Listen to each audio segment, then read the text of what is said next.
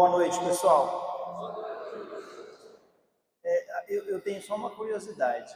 Quem está aqui hoje que não estava na primeira aula? Levanta a mão, fazendo favor.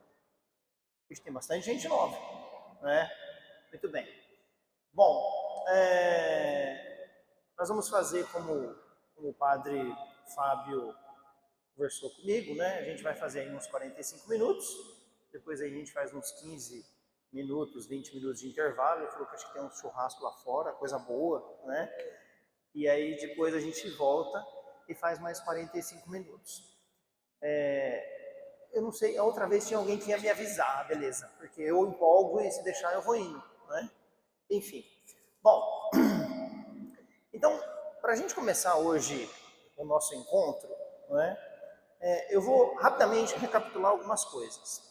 A gente disse lá na nossa primeira aula que este livro aqui a gente chama de Bíblia. E a primeira pergunta que eu fiz naquele dia foi: isso é a palavra de Deus? E aí a grande maioria dos que estavam presentes disse: sim, é. E eu disse: não, não é. Mas como não é? Na verdade, essa é a palavra de Deus escrita. Mas a palavra de Deus é muito maior. Porque Deus fala, evidentemente, na Bíblia, na Escritura. Mas Ele também fala na história. Ele fala nos acontecimentos. Ele fala em cada um de nós. Ele fala no nosso coração. Então a palavra de Deus é muito maior do que a Escritura. Então a gente pode dizer que aqui tem palavra de Deus, mas é uma parte da palavra de Deus. Essa é a primeira coisa. Depois, a gente também falou que a Bíblia ela não é um livro de história. Ela é um livro de fé. Ela é um livro de teologia. Porque ela não está preocupada em narrar os acontecimentos históricos exatamente como eles aconteceram, né? E a gente disse que muitas das narrativas são simbólicas, muito daquilo que tem de informação é uma informação construída para transmitir uma mensagem profunda para nos ajudar a encontrarmos com Deus. Esse é o objetivo da Sagrada Escritura. Nos ajudar a fazer uma experiência de encontro com Deus. Por quê? Porque aquilo que está escrito aqui foi uma experiência de encontro de uma pessoa, de um grupo ou de uma comunidade, que fizeram de encontro com Deus.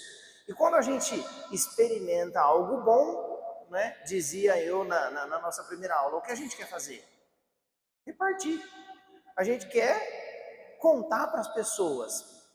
Vou dar um exemplo. Quando a gente assiste um filme bom, a gente conta: olha, você tem que assistir esse filme, porque o filme é muito bom. Então, se eles tiveram uma experiência de encontro com Deus, e essa experiência foi profunda e verdadeira, eles quiseram repartir. E iluminados pelo Espírito Santo, os autores sagrados escreveram isso que a gente chama de Bíblia. Para que a gente, ao ler, falasse assim: poxa vida, como Deus estava do lado desse povo. Bom, diante disso, na aula seguinte, o padre Alisson veio aqui e aí ele tratou de um assunto assim um pouco mais técnico, né? De dizer quantos livros a gente tem aqui no Antigo Testamento, o que são livros canônicos, o que são livros deuterocanônicos, o que são livros apócrifos, enfim. Foi uma aula mais técnica. E aí, o que eu pretendo hoje conversar com vocês? Visto que a Sagrada Escritura nasce através da escolha de um povo, e esse povo é chamado povo de Israel, povo de Israel. Então, para ajudar a gente a entender a Sagrada Escritura, a gente precisa conhecer um pouco da história de Israel. E, evidentemente, nós vamos falar hoje, então, sobre a história de Israel e tocando em alguns textos, como nós fizemos na nossa primeira aula. Bom, mas a questão é o seguinte: por que Deus nos criou. E a gente disse que Deus nos criou por amor. Mas afinal de contas, isso não responde muito à questão. Tá bom, Deus criou por amor, mas por quê? Porque o amor, e isso também eu disse na primeira aula, ele sozinho não significa nada. O amor só faz sentido se ele é dado ao outro. Então é quase que a gente podia dizer assim, olha, Deus teve a necessidade de criar para que o amor dele fosse manifestado. Acontece que nós, como seres humanos, apesar de sermos inteligentes, a gente não tem o nível de compreensão de Deus. Então a gente vai aprendendo aos poucos, né? A gente vai aprendendo devagarzinho. E Deus vai se mostrando para nós devagarzinho. Por quê? Porque é assim que é o ser humano. Então, quando Deus decide criar a humanidade, ele também não bastava simplesmente criar, mas ele tinha que ir se fazendo conhecer. Ele tinha que ir se revelando. Né? E como é que ele fez isso? Dava para ele se revelar assim, de uma vez só? Não dava. Porque a humanidade seria incapaz de compreender. E então ele começa a se revelar gradativamente, pedagogicamente, né? Assim como uma criança, quando nasce, ela não come carne, né? Ela toma primeiro o colostro da mãe, depois aquilo desce o leite, ela vai tomando o leite, e depois ali pelo 6º mês ela começa a comer uma maçãzinha raspada, uma bananinha amassada, e olhe lá, né? Depois ela começa a comer uma papinha salgada amassada, e depois entram os grãos, o arrozinho meio quebrado, e depois o feijão, e às vezes a lentilha, e vai indo devagarzinho, até chega um ponto em que ela começa a comer uma carne desfiada de frango, um peixe, quase que amassado, né? E vai chegar um momento que ela vai comer a picanha, que é uma maravilha, né? Enfim, mas ela segue um processo. Assim também é o nosso conhecimento de Deus. A gente vai conhecendo na vida. Mas isso aconteceu na história. Então, Deus cria o ser humano e aí ele escolhe uma pessoa chamada Abrão. Não está errado o que você está falando, não? Não é Abraão, não. Ele escolhe Abrão e chama Abrão. E quando Abrão decide fazer a vontade deste Deus que o convida, ele muda de nome. Você, Abrão, se chamará Abraão. Vocês já tinham percebido isso? Abrão, pai de uma pequena família. Abraão, pai de uma grande família. Então, no capítulo 12 de Gênesis, diz o seguinte: o Senhor disse a Abrão: parte da tua terra, da tua família e da tua casa e da casa dos teus pais para a terra que eu te mostrarei. Então, o que Deus está falando para Abraão? Olha, o negócio é o seguinte: eu quero que você saia aí da tua terra, e era uma terra distante, Ur na Caldeia, bem ao norte, né? Bem mesmo da região de Israel. Então, sai da tua terra, deixa teu pai, tua mãe, tua família e vai para a terra que eu vou te mostrar. O que Abraão podia ter feito? Podia ter falado, vou não, muito longe. Mas não, ele foi. Só que aí começa o autor sagrado a falar de uma forma assim tão interessante e profunda, e eu vou pedir para a gente ir contando. Olha só. Eu farei de ti uma grande nação e te abençoarei. 1. Tornarei grande o teu nome tu sejas uma bênção. 2. Bênção, ó, te abençoarei, tornarei-te e sejas uma bênção. Eu abençoarei. 3. Os que te abençoarem. 4. E quem te injuriar, eu amaldiçoarei. 5. O contrário de bênção. Então, eu o amaldiçoarei. Em ti serão abençoadas todas as famílias da terra. 6. Abraão partiu como o Senhor lhe havia dito, e Ló partiu com ele. Percebe? Bênção, bênção, bênção, bênção, bênção. O que o texto bíblico está dizendo? Que quando Deus nos chama e diz vai, Ele dá a graça, Ele abençoa. E ó, bênção, bênção, bênção, bênção, bênção. E se alguém for contra você, o contrário de bênção. Que bonito. Então Abraão vai, chega ali na terra. Que terra era essa? Uma terra onde tinha gente. Então não foi fácil para Abraão ele começar a vida. E o que Deus disse para ele? Olha, eu te abençoarei. E eu não me lembro se eu disse isso a vocês naquela primeira aula, mas qual era o sinal de bênção para o povo de Israel? Tem 2 coisas, eu falei. Terra e descendência. Então, ver-se uma pessoa ou enxergar uma pessoa abençoada significava que ela ia ter muita terra e muitos filhos. Então, por que os israelitas, filho, filho, filho? Porque o filho é sinal de que aquela família está abençoada. Terra, terra, terra, terra. Deus é que dá e essa família é abençoada.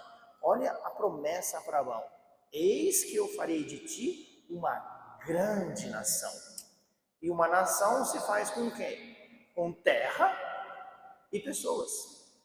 Como é que vai ter uma grande nação?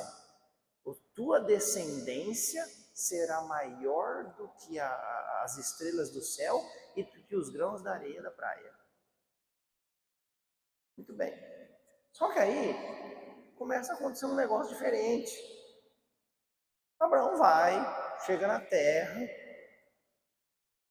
mas a mulher dele, né? Como chamava a mulher de Abraão? Sara. Idosa, estéril, e nada de filho, né? E nada de filho, até que a própria Sara, né, fala assim, ô Abraão, vai ter um filho com a escrava, porque daqui não vai acontecer nada. Vê que coisa. E aí isso mostra o quê? Aquele, vamos dizer assim, entre aspas, eu vou dizer, o vacilo na fé, né? E aí o Abraão vai e tem o filho com a escrava, alguém sabe o nome? Agar. Bom, tem o filho com Agar, como é que ele chamava? Ismael. Vocês estão bom mesmo, né? Ismael. Então, estava tudo certo, né? Abraão já tinha uma descendência. De repente, o que acontece? Sara fica grávida. Acho que o Abraão falou, puxa vida, né? Podia ter esperado mais um pouco, né? Mas não esperou. E aí de Sara nasceu Isaac. Isaac. Quer dizer, o filho, né? E aí a Sagrada Escritura narra de uma determinada forma que a Agar vai embora com seu filho e dizem os historiadores que de Ismael nasce um povo e de Isaac nasce o povo de Israel. Então vejam, o Deus de Abraão, o Deus de Isaac e o Deus de Jacó. Então, a gente sabe que Jacó é filho de Isaac. Tá certo. E Jacó tinha um irmão. Como é que era o nome dele? Esaú. E tem uma história interessante, né? Para a gente entender que a Sagrada Escritura ela não é um livro de história e muito menos um livro de ciência, né? Porque com certeza vocês não prestaram atenção nisso se leram esse texto e talvez nem leram. É até, vamos dizer assim, engraçado de ver. Porque aí, né, Isaac, né, com a sua esposa, e ela engravida de gêmeos, que era o Esaú e o Jacó. E de quem era a bênção, a progenitura, né? Daquele que nascesse primeiro. E o texto conta assim um fato, dizendo assim, que estava nascendo o primeiro, e aí, o que eles fizeram? Amarraram tipo uma fitinha para saber que ele era o primeiro. E, inacreditavelmente, a forma como é narrado, ele puxa para dentro de novo. Quer dizer, isso não existe, né? E nasce o outro. Quer dizer, quem nasceu primeiro foi o Esaú. E o Jacó estava com a fitinha. Por que a Sagrada Escritura faz isso? Porque lá na frente, na hora de dar a bênção, né? O que acontece com a história desses dois? Quem levaria a bênção do primogênito? O Esaú. Ele deveria ser o abençoado. E o Isaac já estava meio com a visão embaçada, quase cego, né? Não estava enxergando direito. Narra a história ali que o Jacó rouba a bênção. Rouba assim, ele troca com o irmão por um prato de sopa de lentilha. Sopa de lentilha. Então, o Esaú era mais peludo, então o que o Jacó faz? Põe lá uma pele por cima, assim, o pai põe a mão. Você vê que o negócio é meio fantasioso, mas é simplesmente para dizer, tinha que ser o Jacó. E então, o Jacó rouba a bênção de Isaac e, enfim, continua a descendência do pai. Bom, e aí o Jacó, quantos filhos ele teve? Vocês lembram?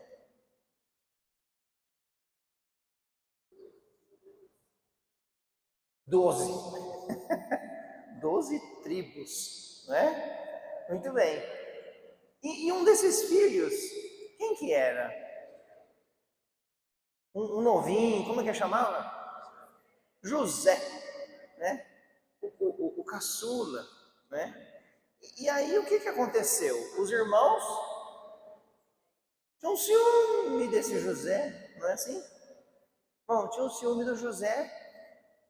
E você imagina, esse negócio de ciúme de irmão até hoje, né? A gente sempre escuta assim, ó, porque você é o queridinho da mamãe, que não sei o que lá, e não tem nada disso, né? A gente viu a história do Caim e do Abel, né? Deus cuida daquele que mais precisa naquele momento. Isso não significa que um ama o outro. Mas enfim, o ciúme dos irmãos levaram José para um determinado lugar e eles queriam matar o José. Queriam matar. E iam matar o José. Mas um dos irmãos falou, não vamos fazer isso não. Vamos vender ele como escravo. E aí a gente conta para o pai que um animal devorou ele. Imagina só. Né? Tá tudo isso na Bíblia. Né? Tá tudo... E veja, vou fazer um parênteses aqui. Tudo isso é o povo de Deus. Com todos os seus defeitos, com seus pecados, mas também com suas qualidades.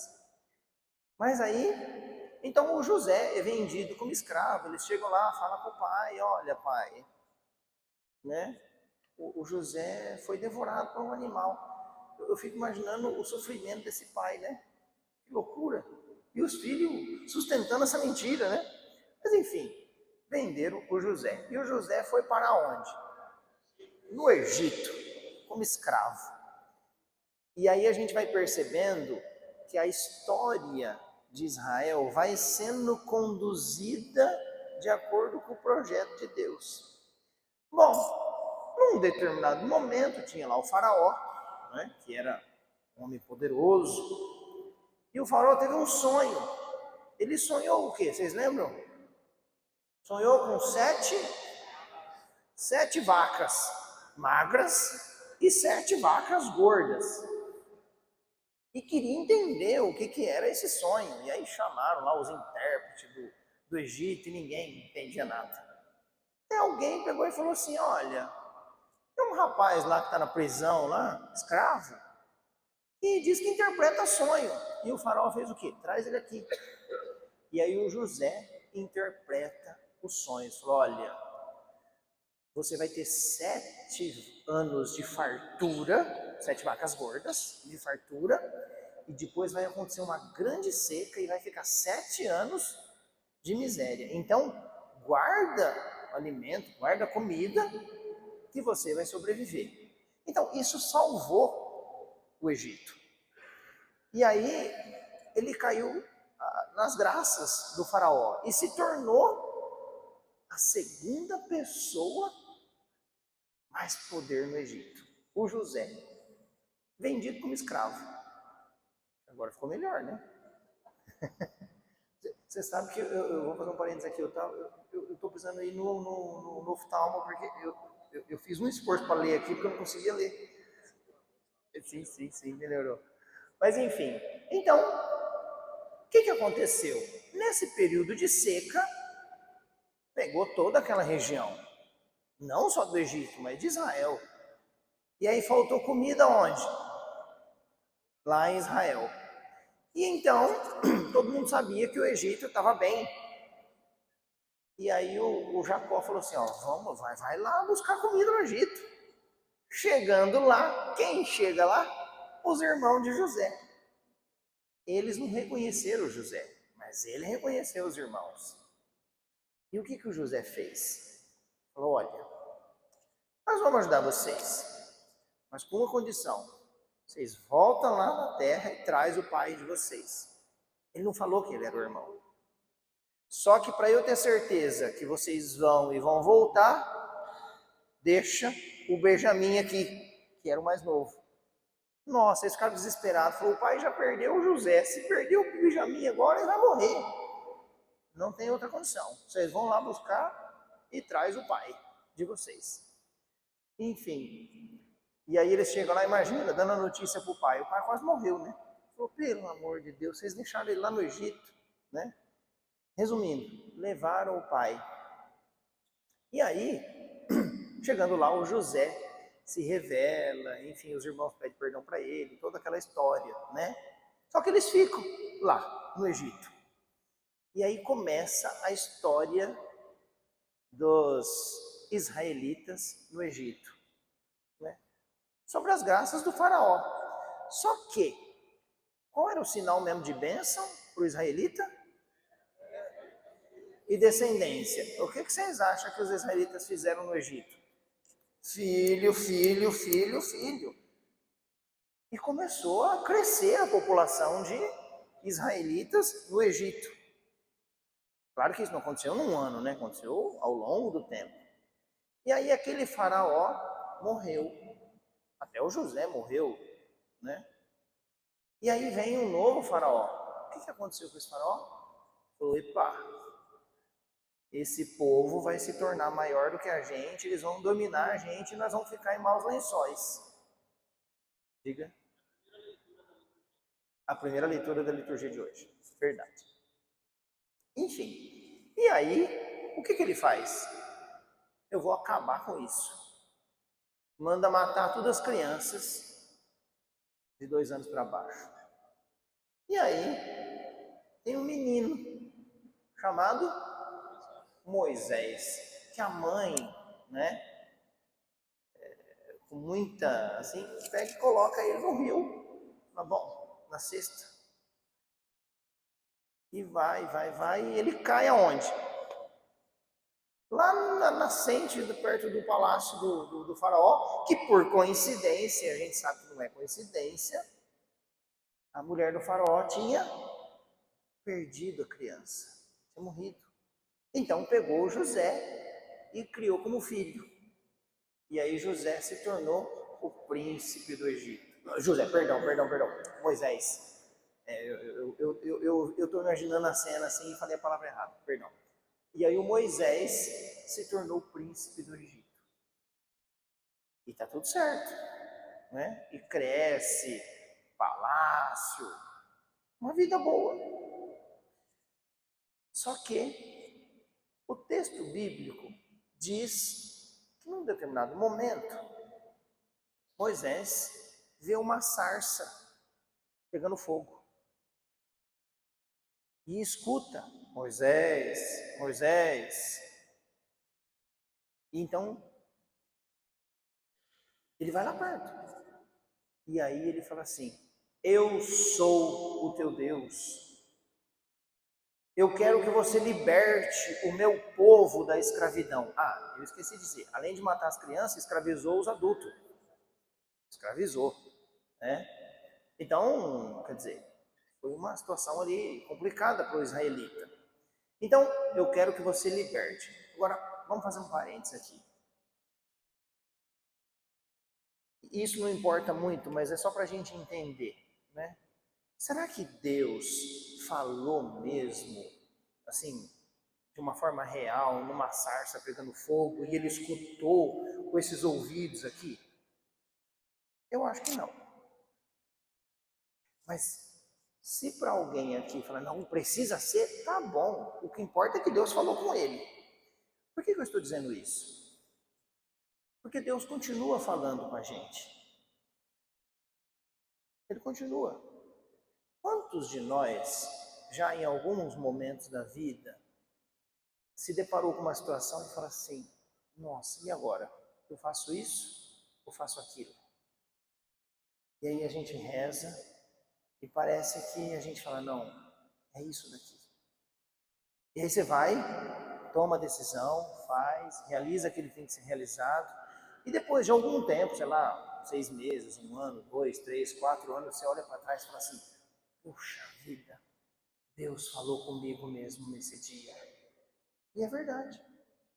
Então, imagine só. Agora vamos nos... Lembra que eu disse na nossa primeira aula que a gente tem que duvidar do texto? E não é duvidar simplesmente por duvidar, é uma dúvida de faz de conta para a gente compreender melhor. Moisés, veja só, ele era de que descendência?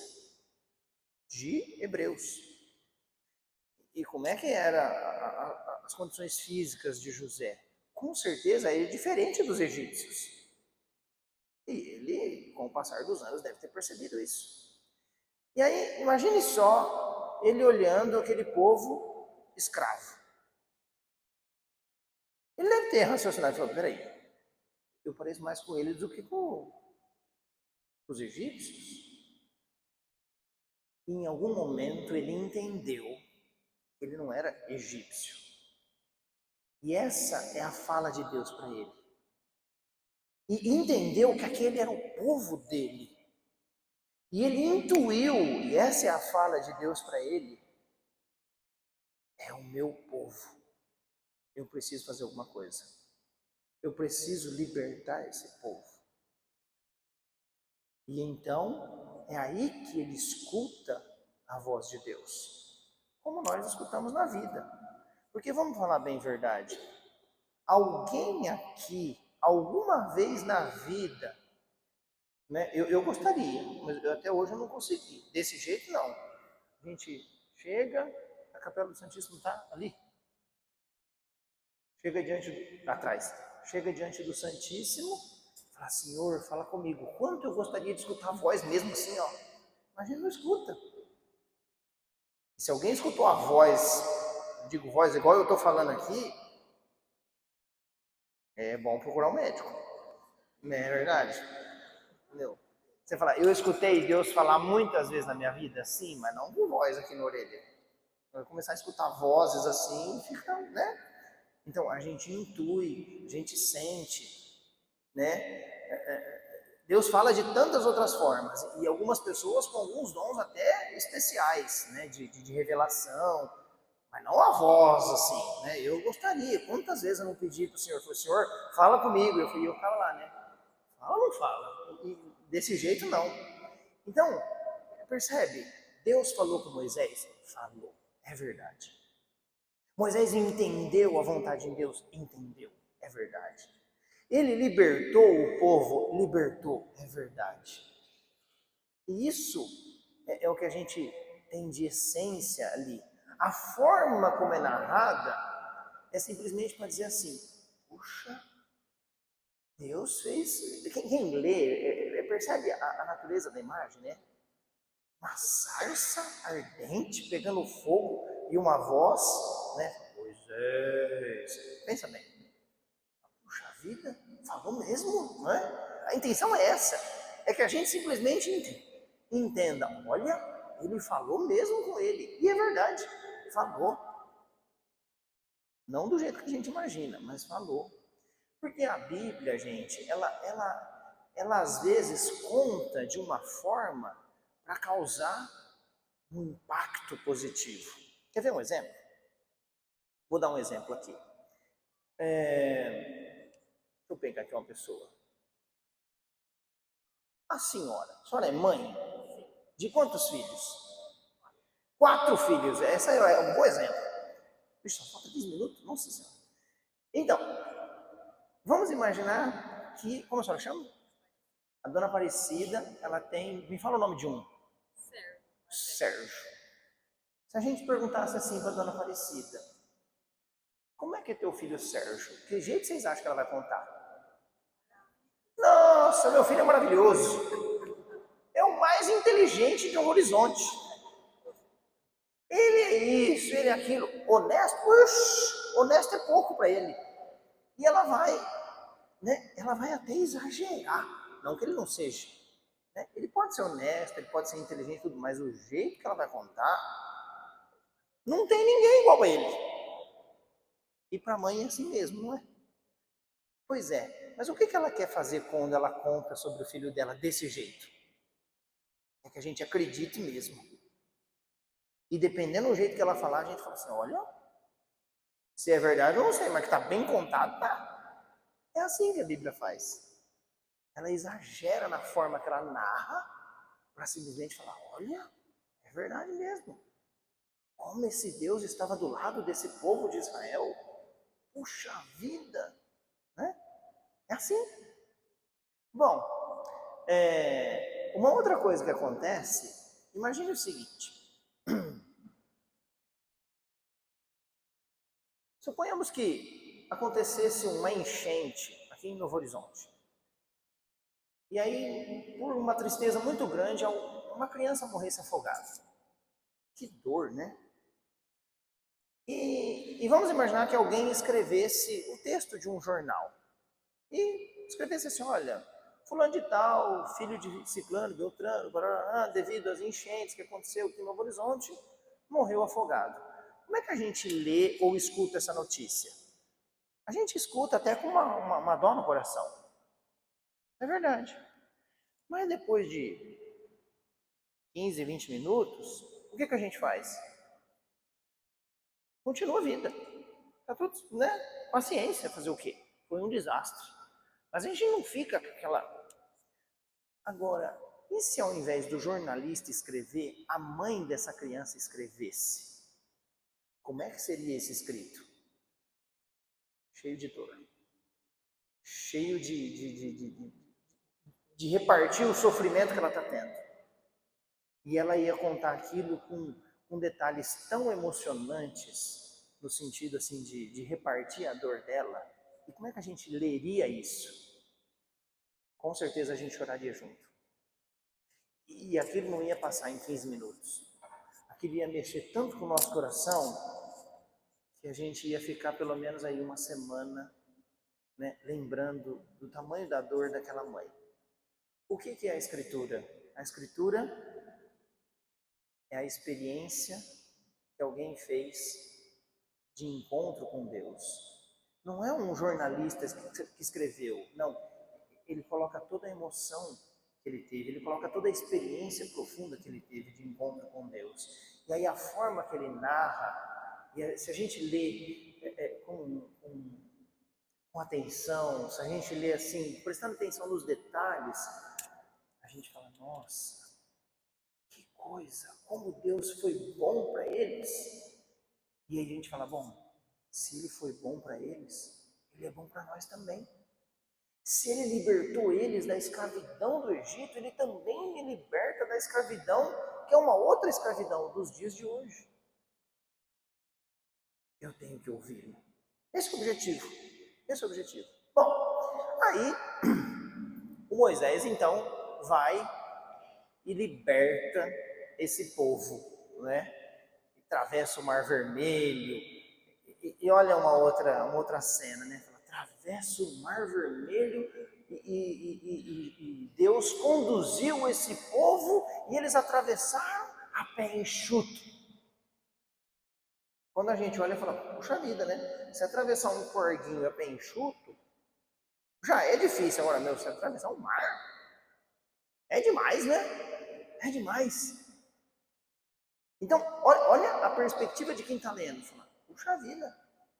Além de libertar, que já era uma grande coisa, ele fez atravessar o mar. E além de atravessar o mar, ele atravessou de pé enxuto. Deus é bom mesmo, né? Agora, é claro, né? Existem os historiadores que dizem o seguinte, o Mar Vermelho, ele tinha uma parte larga, mas tinha uma parte mais estreita. Olha, eles vão atravessar onde? Na mais larga ou na mais estreita? Na mais estreita. Segundo, a maré baixava. E é claro, eles atravessaram com a maré baixa. Não foi bem a pé enxuto, né? Molharam o pé. Só que, quando eles atravessaram, os egípcios atrás dele, com as carroças, né? Os carros de guerra que eles tinham, entraram. E aí, uma coisa é se atravessar a pé. Outra coisa é atravessar com a carroça. O que aconteceu com a carroça? Atolou. E a maré subiu. E aí, eles morreram afogados. Então, onde que está Deus nisso? Está em tudo. Porque quem criou a maré? Ele. Quem criou o mar? Ele. Quem fez baixar a maré? Ele. Quem fez subir a maré? Ele. Então Deus está ali. Deus fez tudo isso. Só que a forma como é narrada é uma forma quase que fantástica para dizer assim, nossa. E tem alguns filmes que a gente assiste, tipo o famoso 10 Mandamentos, você fala, nossa senhora, o mar abre, parece uma gelatina de um lado, a gelatina do outro, que sequinho, assim, né? Quase que fica deserto quando estão passando no meio, né? Mas é para chamar atenção. Ah, nossa, Deus é poderoso mesmo. E Ele é. Mas não assim. Ele é todo poderoso, né? Percebe? Mas o texto simplesmente quer nos dizer, Deus é bom. Deus escolheu esse povo e esse povo é tratado por ele como filho. E um pai faz qualquer coisa pelo filho. E nós, vou fazer o parênteses aqui, nós somos o novo povo de Israel. E Deus nos trata como filhos. E um pai faz de tudo pelo filho. É a nossa história. O antigo Israel, o novo Israel. Bom, aí chegam lá na terra, né?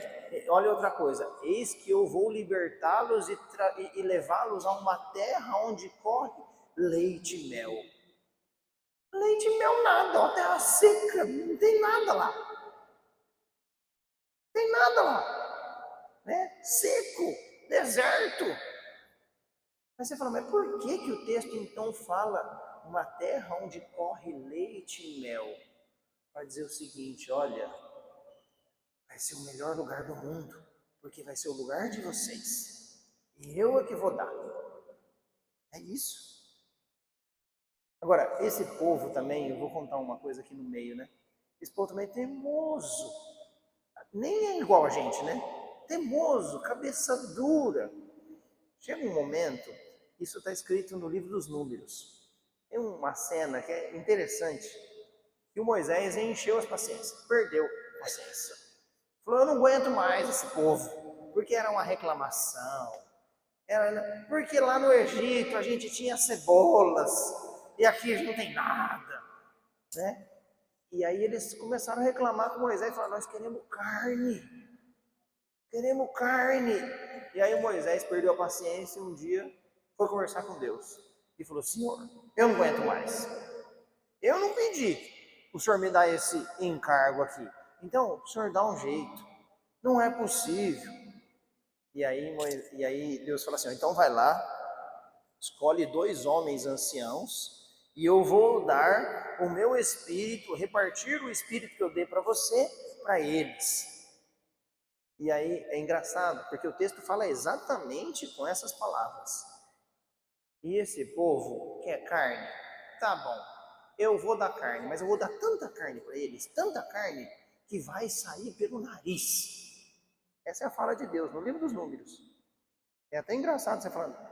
Até Deus parece que perdeu a paciência. Falou, meu Deus do céu, que povo ruim, né? Eu vou dar carne para eles, tanta carne, que vai sair pelo nariz. E aí naquela noite caiu tanta codornize que sobrou carne para todo lado. Né? Mas para dizer assim, olha, essa é a realidade nossa, do ser humano. Né? Quem não conhece aqui pessoa que reclama o dia inteiro, né? Aí você faz de um jeito, não, assim não tá bom. Aí você faz de outro, assim também não. E aí você faz de outro, assim também não. Somos nós. Somos nós. Né? Olha como é que a história de Israel fala da nossa vida. Bom, chegaram na terra. Chegaram na terra. Quanto tempo falta aí? 6? Beleza. Chegaram na terra. Como é que estava essa terra? Era a terra que eles tinham saído. Lembra lá dos filhos de Jacó que foram para o Egito? Mas tinham passado muitos anos e a terra ficou esperando eles lá? Claro que não. Estava cheio de gente. E aí quando chega na terra, eles têm que lutar pela terra. Tem que lutar pela terra. E aí as guerras, né? E a forma como é narrado, né? Tem um texto lá que fala, Josué orou e o sol parou, né? Então Josué faz, porque estava acontecendo a guerra. E aí Josué ora e fala, Senhor, breca o tempo, porque nós não queremos que anoiteça antes que a gente vença a batalha. E aí o texto diz assim, Josué orou, o sol parou e a guerra, e eles venceram. E Deus deu a vitória. Né? A gente podia perguntar, e muita gente pergunta, mas Deus é o Deus da guerra? Não é isso. O texto não quer dizer que Deus é o Deus da guerra, o texto simplesmente quer dizer que Deus está do lado do seu povo. É só isso. A forma como é narrada, né? Por isso que a gente não pode interpretar a Bíblia ao pé da letra. Né? Deus é um Deus que cuida do seu povo. Deus é um Deus que cuida de nós, que somos o seu povo. Bom, e aí está tudo certo. Começa a entrar na terra, né? E não tinha o rei, não tinha rei. Como é que era formada a sociedade dos israelitas ainda na terra? Pelos juízes. E quem eram os juízes? Eram pessoas mais velhas que cuidavam da organização, mas não era um rei, um monarca, um presidente. Não, eram juízes. E isso a gente vai ler no livro dos juízes. Até aqui a gente está no livro de Gênesis, Êxodo, Levítico, Números e Deuteronômio. Aí começa o livro dos juízes. Então, tem os juízes, e aí, ó, o povo de Israel de novo temoso. Não, porque todo povo tem um rei, e nós queremos um rei, e porque nós temos só juízes, nós queremos um rei, queremos um rei, queremos um rei. E o que isso demonstra? Quem era o rei de Israel até então? Deus. Deus era o rei. Quando os israelitas falam assim, não, todo mundo tem um rei, a gente precisa de um rei, o que está por trás desse pedido? Deus deixa de ser o rei e eles querem colocar a confiança num ser humano. Ei, nós queremos um rei humano, né? Bom, fora que eu não falei lá no deserto, da teimosia deles, o bezerro de ouro, e, enfim, toda aquela história dos 10 mandamentos, né? Então a gente vai percebendo que é um povo teimoso, né? Até que tem um rei que era meio rei, meio juiz, chamado, qual foi o primeiro? Saul. Não era bem lá um rei. E o Saul, né, não foi lá muito justo em alguns momentos. Até que o profeta Samuel escuta Deus falando e fala, vai lá na casa, né, fugiu o nome, do Jessé, exato, pai de Davi. Do Jessé e escolhe, e lá está o rei de Israel. Aí chega lá, o que acontece?